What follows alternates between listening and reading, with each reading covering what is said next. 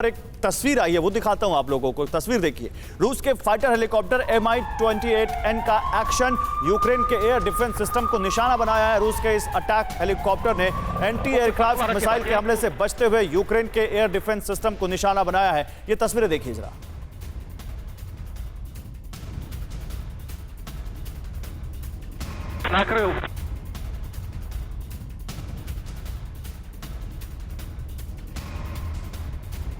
तो ये तस्वीरें रूस ने जारी की हैं, क्योंकि रूस की डिफेंस मिनिस्ट्री अक्सर ऐसी तस्वीरें जारी करती है जहां वो बताते हैं कि यूक्रेन को किस तरह से उन्होंने निशाना बनाया है, और उसी के तहत वो बताते हुए कि कैसे उनके कॉम्बैट हेलीकॉप्टर Mi-28N ने एंटी एयरक्राफ्ट मिसाइल को चकमा देते हुए उनके एयर डिफेंस सिस्टम को नेस्तनाबूद किया, उनको निशाना बनाया, यूक्रेन को नुकसान पहुंचाया। चलिए इससे जुड़ी एक और बड़ी खबर, जंग के मोर्चे से इस वक्त की सबसे बड़ी खबर आ रही है। न्यूक्लियर हमले के लिए पूरी तरह तैयार है रूस। रूस ने अपने न्यूक्लियर लॉन्चर्स को रेडी कर दिया है।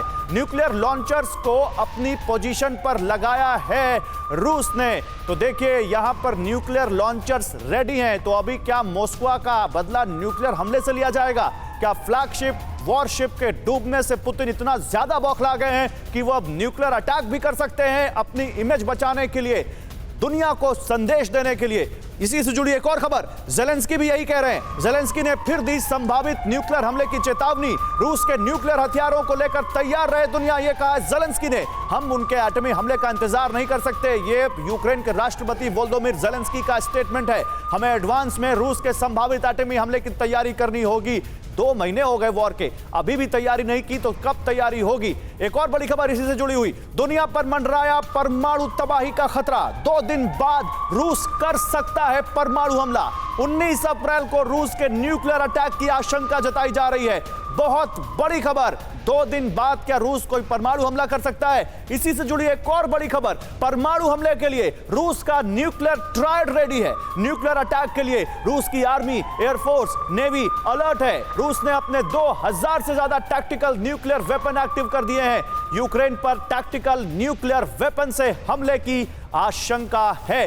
तो टैक्टिकल न्यूक्लियर वेपन आजकल बड़े फैशन में हैं, बड़ी बातें होती हैं इनकी, बड़े स्टेटमेंट आते हैं। हमारे साथ 2 डिफेंस एक्सपर्ट हैं, उनसे इस बारे में बात करेंगे कि क्या ऐसा टैक्टिकल न्यूक्लियर अटैक संभव है जहां पर जिसका जो रेडियस है वो ज्यादा ना हो, और उसके अलावा वहां पर एक मैसेज भी चला जाए दुनिया को। लेकिन ये 3 तस्वीरें आपके सामने और 3 खबरें न्यूक्लियर अटैक से जुड़ी हुई। क्या मॉस्को का बदला न्यूक्लियर अटैक से लिया जाएगा? क्या 2 दिन बाद एक बड़ा न्यूक्लियर हमला होने वाला है जिसमें टैक्टिकल न्यूक्लियर वेपन का इस्तेमाल होगा? इस पर बात करते हैं। प्रोफेसर राजन कुमार से पहले एक कमेंट लूं। अच्छा, टैक्टिकल न्यूक्लियर वेपन के लिए मेरे प्रोड्यूसर मुझसे कह रहे हैं कि जरा लोगों को और बता देते हैं कि ये टैक्टिकल न्यूक्लियर वेपन क्या है, उसके बाद एक्सपर्ट्स के पास चलते हैं। आइए, रूस क्या करेगा टैक्टिकल न्यूक्लियर वेपन, इसी से जुड़ी हम आपको यहां पर कुछ जानकारी बिग वॉल पर देते हैं और उसके बाद आगे बढ़ते हैं। क्या टैक्टिकल न्यूक्लियर वेपन यानी छोटे न्यूक्लियर हथियार का इस्तेमाल किया जाएगा और क्या ऐसा संभव है?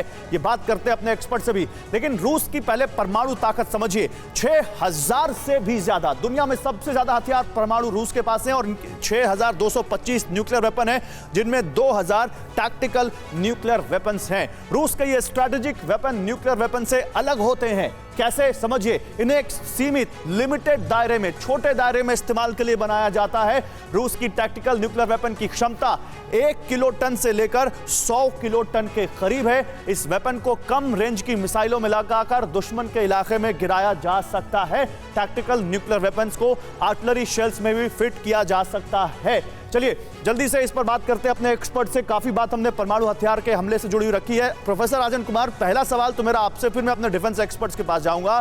क्या आप भी इसकी कोई संभावना देखते हैं पुतिन की इस छटपटाहट के बाद मॉस्को का बदला किसी परमाणु या छोटे परमाणु हमले से लिया जाए?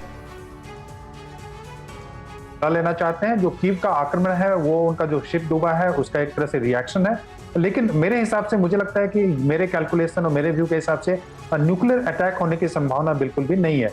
क्योंकि अगर न्यूक्लियर अटैक्स होते हैं तो उसका प्रभाव केवल यूक्रेन तक सीमित नहीं होगा, उसके जो एक इम्पैक्ट पड़ेगा वो रूस पे भी पड़ेगा और यूरोपियन कंट्रीज पे भी पड़ेंगे। और दूसरा कि रशिया पूरी तरह से पॉलिटिकली आइसोलेट हो जाएगा वर्ल्ड में। भारत जैसे कंट्री, ब्राजील जैसे कंट्री और बहुत सारे चीन जैसे देश भी रूस को सपोर्ट नहीं कर पाएंगे अगर रूस न्यूक्लियर वेपन यूज करता है। ये जरूर है कि चलिए वो मैं अपने जल्दी से न्यूक्लियर एक वेपन छोटा के सा माध्यम से रिएक्शन यहाँ पर जनरल शंकर प्रसाद से लेता हूं। General Shankar Prasad, nuclear attack ruled out, but tactical nuclear attack, क्या आप इसको भी रूल आउट करते हैं? मैं राजन कुमार साहब से सहमत हूँ।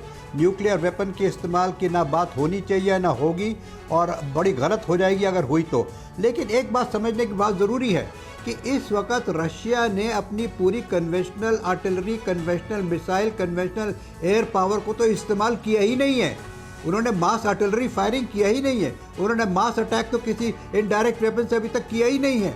उन्होंने इतनी लिमिटेड फायर पावर इस्तेमाल की है कि अभी तो उससे it is 1/10 of what he is capable of doing.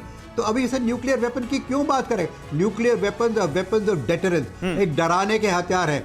डरा रहे हैं वो कि अगर तुमने मुझे और परेशान किया तो ये न्यूक्लियर अटैक की भी मैं तैयारी कर रहा हूँ, तैयार हूँ, आपका नष्ट हो जाएगा, मेरा भी नष्ट हो जाएगा, पूरे वर्ल्ड में आकार मच जाएगा। लेकिन ऐसा होने की उम्मीद मतलब आप कहते हैं कि जो ना छोटा ना बड़ा कोई न्यूक्लियर अटैक नहीं होने जा रहा, कोई लिमिटेड न्यूक्लियर अटैक नहीं होने जा रहा। रशिया को करना होगा तो रशिया के पास दूसरे बहुत हथियार हैं जिनसे वो यूक्रेन को और दुनिया को सबक सिखा सकता है। Is it sir? ओके। परवाह देश की, सोमवार से शुक्रवार रात 10 बजे TV9 भारतवर्ष पर।